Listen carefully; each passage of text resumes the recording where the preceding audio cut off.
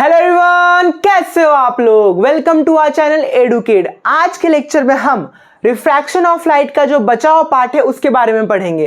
Last lecture में हम लोगों ने क्या क्या पढ़ा था, लाइट के बारे में, रिफ्रैक्शन के बारे में, laws of refraction, rules of refraction, और आज हम रिफ्रैक्शन ऑफ लाइट की वजह से जो जो फेनोमेना होता है उसके बारे में सीखेंगे। और ये सारे फेनोमेना के अंदर बच्चों जो हमारा सबसे पहला फेनोमेना है वो है मिराज। क्या है?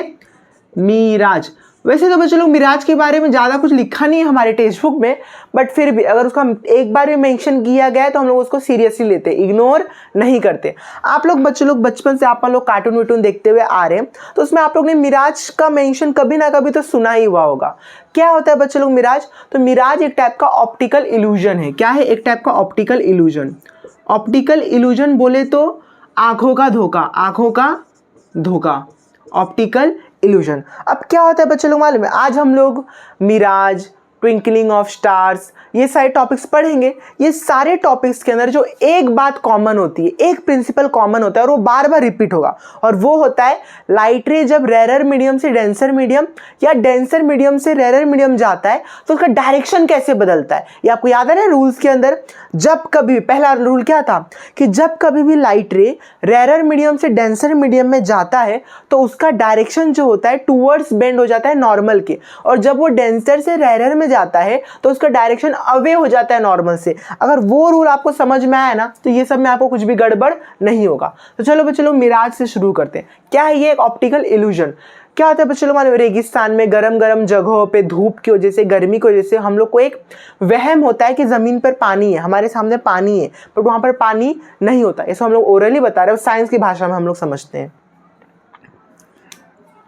सपोज करो बच्चों लोग बहुत दूर जगह पेड़ है, उसमें मेरे को यही पेड़ ड्रॉ करने को आता है, ये वाला पेड़, बट एक्चुअल में यहाँ पर नारियल का पेड़ का रेगिस्तान में रहता है, बट ठीक है। एक बहुत दूर जगह पेड़ है और ये ज़मीन है, उसके पास नहीं है, बहुत दूर है, और यहाँ पर एक लंबा सा आदमी, मैं तो हूँ लंबा बट इतना भी लंबा नहीं, एक लंबा सा आदमी खड़ा है, ठीक है। और ये उसकी प्यारी प्यारी आँखें, प्यारी तो नहीं लग रही बट ठीक है, उसकी प्यारी प्यारी, अजीब है बट ठीक है। हाँ, तो बच्चों लोग क्या होता है मालूम है, रेगिस्तान में या फिर बहुत धूप जब रहता है कोई भी जगह पे, अपन लोग रेगिस्तान मानते हैं क्योंकि वो हॉटेस्ट एरिया होता है। तो सपोज करो रेगिस्तान में रोड कहाँ से आया? अरे रेगिस्तान के बीच में रोड रहता है ना, ठीक है। तो जो धूप की वजह से जो ज़मीन होता है, जो सरफेस होता है, वो बहुत ज़्यादा गर्म हो जाता है। क्या हो जाता है? गर्म। और इस गर्मी की वजह से ये जो सपोज करो सनविन है कहीं पर, ठीक, ये गर्मी की वजह से रोड के ऊपर वाली जो हवा रहती है, रोड के ऊपर वाली जो हवा रहती है वो भी गर्म हो जाती है। वो भी क्या हो जाती है? गर्म। ये हवा, यहाँ पानी नहीं है, मतलब उसको मैं दिखा रहा हूँ फ्लो करते हुए। तो क्या हुआ बच्चों लोग, धूप के वजह से ये जो रोड रहता है वो बहुत ज़्यादा गर्म रहता है, और रोड के ऊपर जो जस्ट एयर रहता है वो भी बहुत ज़्यादा गर्म हो जाता है उस रोड की वजह से। इसे हम लोग कहते हैं हॉट एयर। क्या कहते हैं? Hot air. और अगर आपको डेंसिटी का थोड़ा सा कंसेप्ट मालूम है तो जो हॉट एयर की डेंसिटी होती है बच्चों लोग, वो बहुत ही कम रहता है। इसको हम लोग रेरर मानेंगे। क्या मानेंगे? रेरर। मतलब जैसे जैसे आप ऊपर जाते जाओगे नीचे से, तो जो गर्मी वो कम होते जा रही है, यानी जो सबसे नीचे वाला हवा रहेगा वो सबसे गर्म, इससे ऊपर वाला मीडियम गर्म, इससे ऊपर लो और गर्म, यानी जैसे जैसे हम लोग ऊपर जा रहे हैं तो हॉटनेस कम हो रही है। हॉटनेस क्या हो रही है? Hotness decreases. तो जैसे जैसे हॉटनेस, अब गर्मी की वजह से डेंसिटी कम हो रही है, तो यानी जो नीचे वाला एयर है उसका जो डेंसिटी वो सबसे कम है, और जैसे जैसे हम लोग ऊपर जा रहे हैं तो डेंसिटी भी घट रहा है, डेंसिटी बढ़ रहा है, डेंसिटी बढ़ रहा है। पूछो क्यों? क्योंकि नीचे वाले हवा की डेंसिटी कम है और ऊपर वाले हवा की डेंसिटी ज़्यादा है। तो एक तरह से हम लोग कहेंगे कि ये बन गया आपका रेरर मीडियम। क्या बन गया?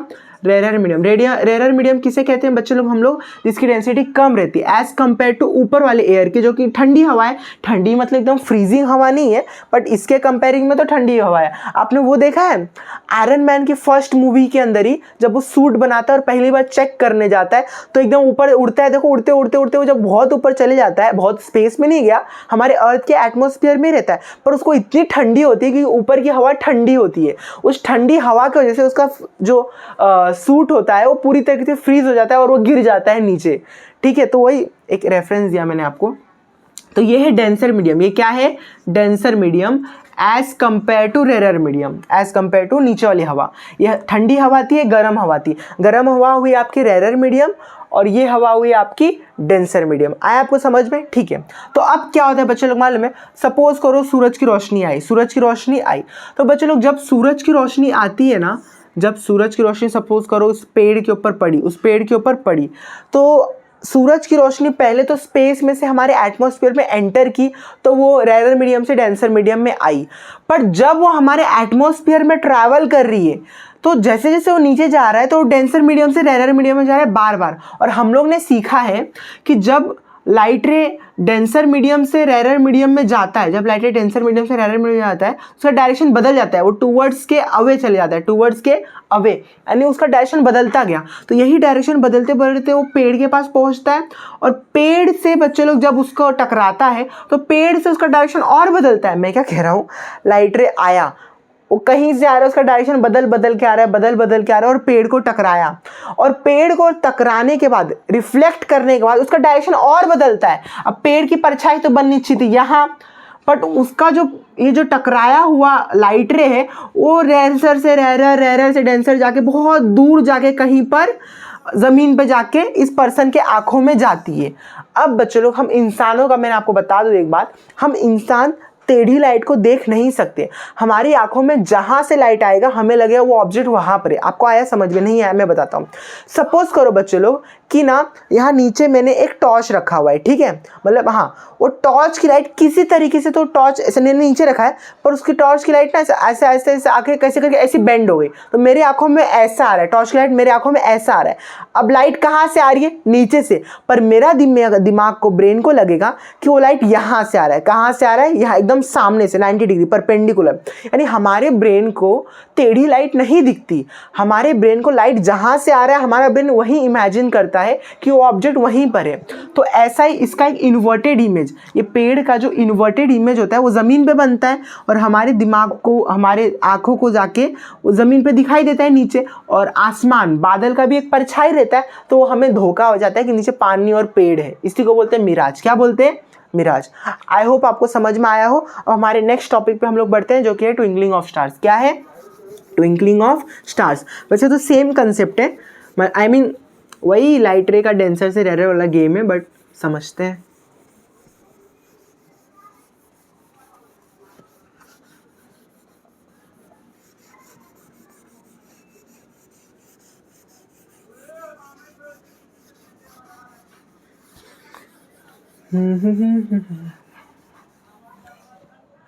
चलो बच्चों लोग, हमारा अगला टॉपिक है ट्विंकलिंग ऑफ स्टार्स।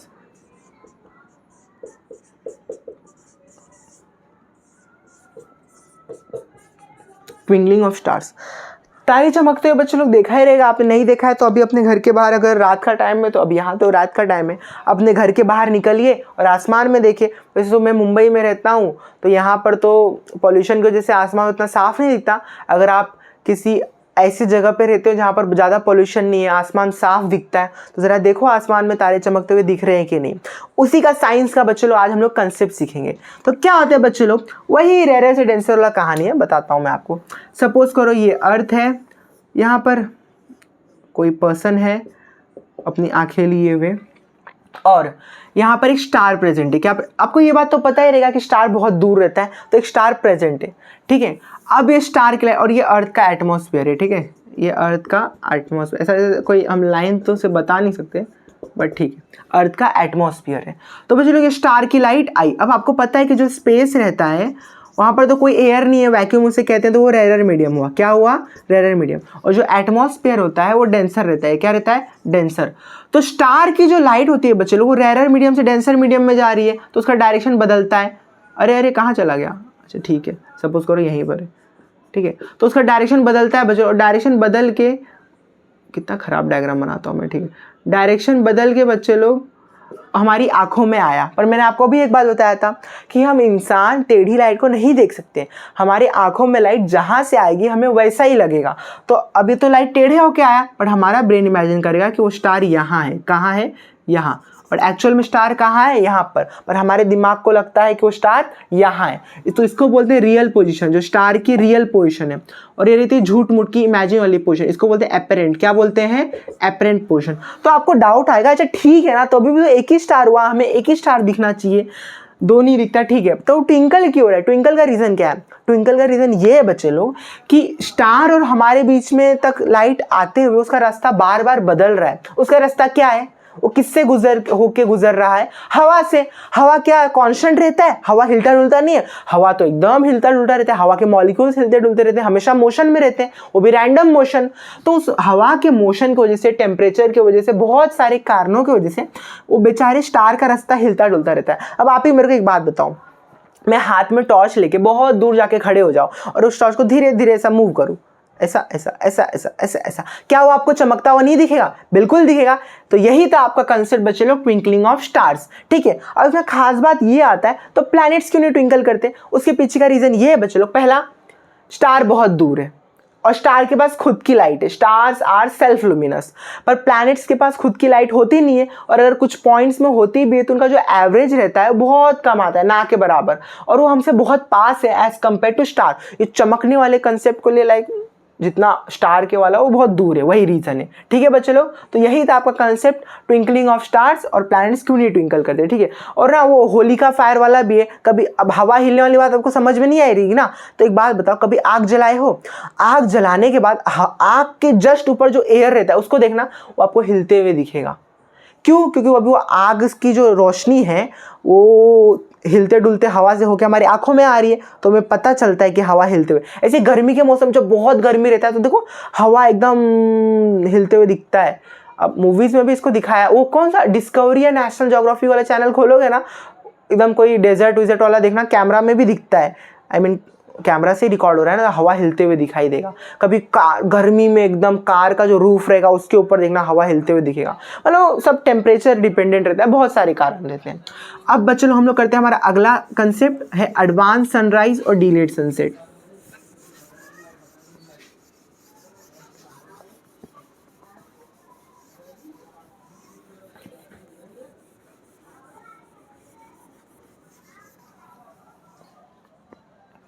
क्या बच्चों हमारा अगला टॉपिक एडवांस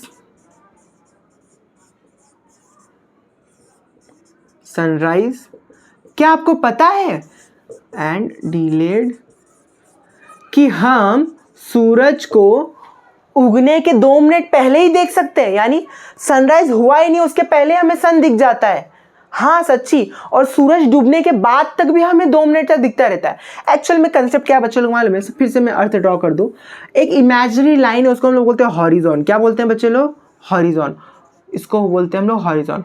और जब सन इस सूरज के ऊपर आ जाता है तो हम लोग बोलते हैं कि सनराइज हो गया, और जब वो सूरज इस लाइन के नीचे चले जाता है तो हम लोग बोलते हैं सनसेट हो गया। ये हो गया आपका सनसेट और ये हो गया आपका सनराइज, ठीक है। ये सूरज इतना ठीक है कि ऐसा ऐसा कर दूं? मैं बहुत ख़राब ड्राइंग बनाता हूँ।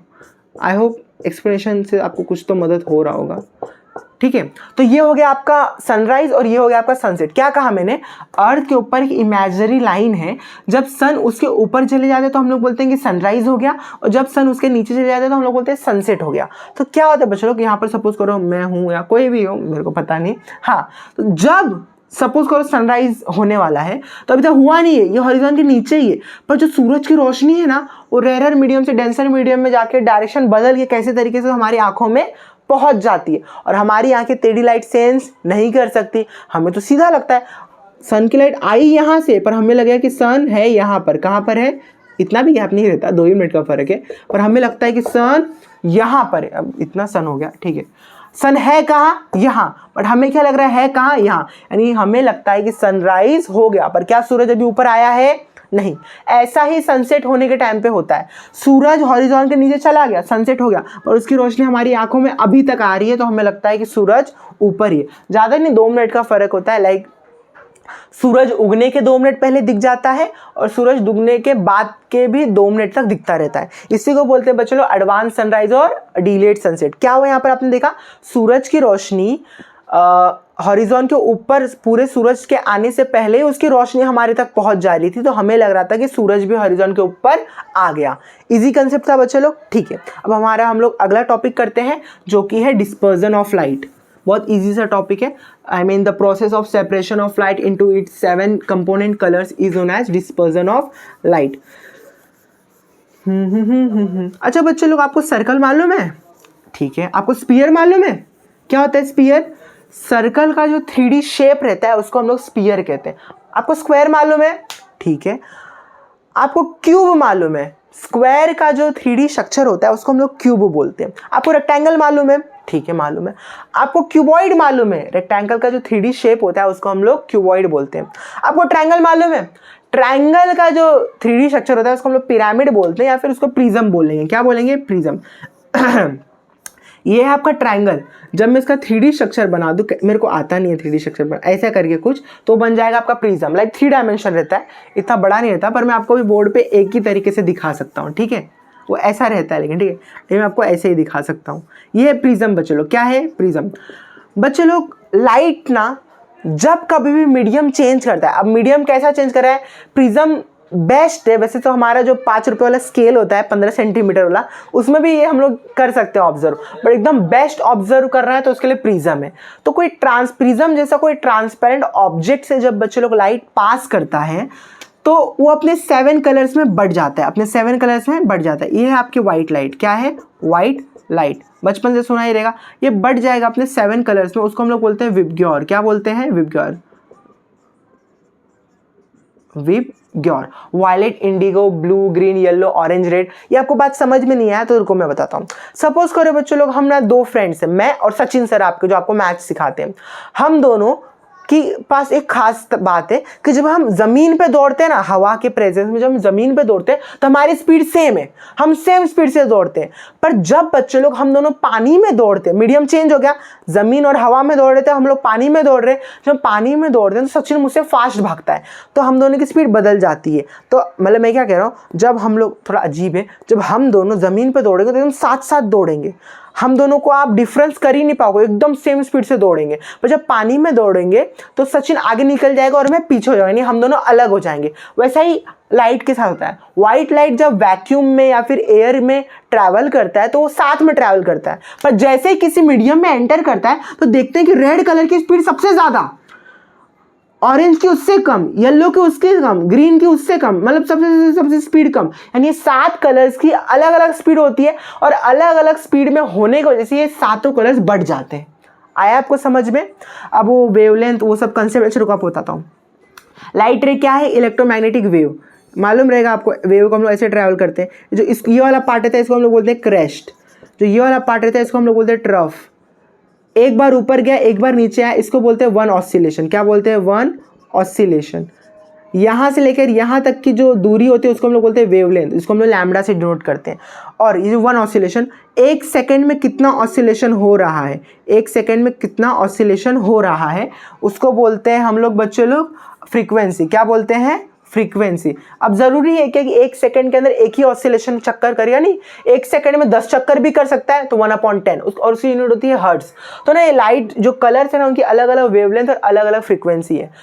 ये इनका रेंज रहता, सबसे कम है वायलेट की जो होती है आई गेस 400 से 450 मानते हैं हम लोग, और सबसे ज़्यादा होता है रेड कलर की जिसको हम लोग मानते हैं 700 से 750। ठीक है, ये है आपका वायलेट का और ये है आपका रेड कलर का। यानी कि रेड कलर की वेवलेंथ सबसे ज़्यादा है और वायलेट कलर की वेवलेंथ सबसे कम है, और जिसकी वेवलेंथ ज़्यादा है उसकी फ्रीक्वेंसी कम।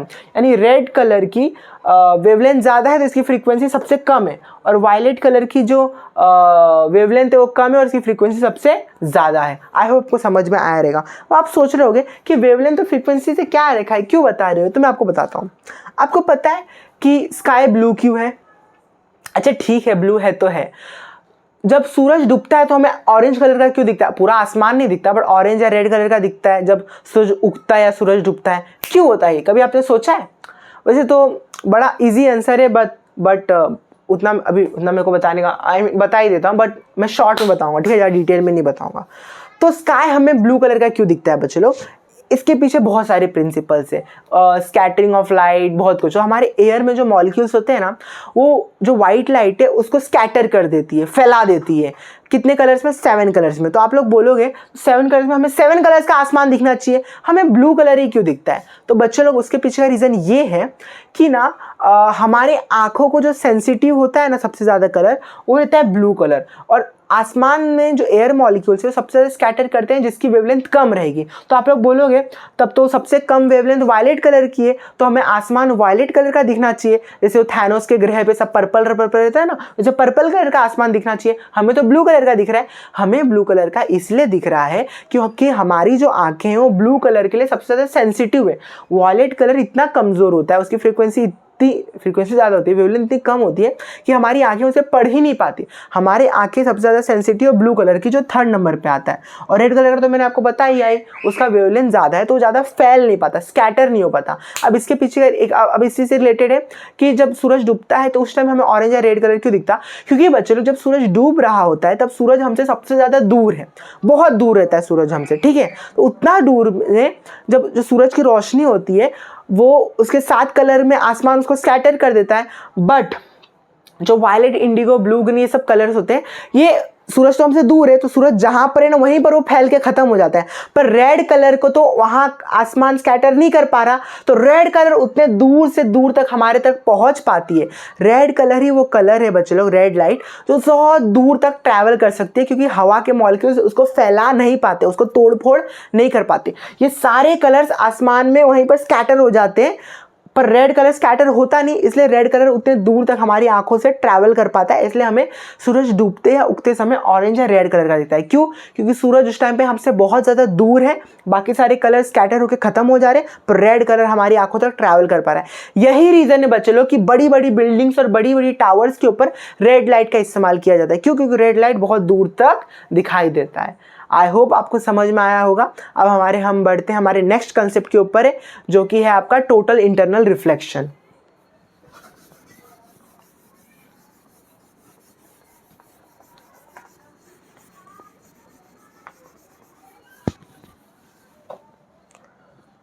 आज का बच्चे लोग हमारा सेकेंड लास्ट टॉपिक जो कि है आपका टोटल इंटरनल रिफ्लेक्शन। ठीक है बच्चे लोग, सपोज करो ये कोई स्विमिंग पूल है, यहाँ पर नीचे मैंने किसी को बैठा दिया है, सपोज करो मैंने बैठा दिया है शाहरुख खान को।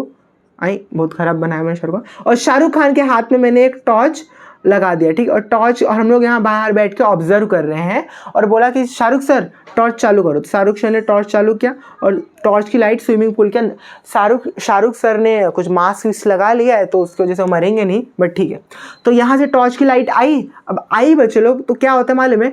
टॉर्च की लाइट जब ये क्या है आपका पानी, तो ये हो गया आपका डेंसर मीडियम और ये हो गया आपका रेयर मीडियम, ये आपका नॉर्मल है। तो क्या पढ़ा हम लोगों ने? जब कभी भी लाइट रे डेंसर मीडियम से रेयर मीडियम में जाता है तो अवे फ्रॉम द नॉर्मल, तो थोड़ा सा झुक जाएगा, थोड़ा सा झुक जाएगा, ठीक है। और थोड़ा सा रिफ्लेक्ट भी होता है, पर उसको बोलते हैं हम लोग पार्शियल रिफ्लेक्शन।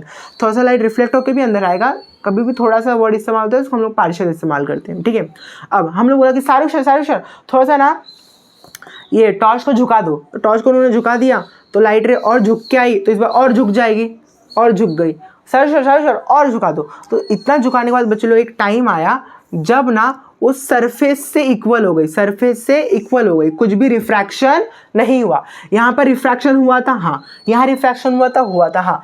यहाँ रिफ्रैक्शन हुआ नहीं, यहाँ नहीं हुआ। इस एंगल को बच्चे लोग बोलते हैं हम लोग क्रिटिकल एंगल। क्या बोलते हैं? Critical angle.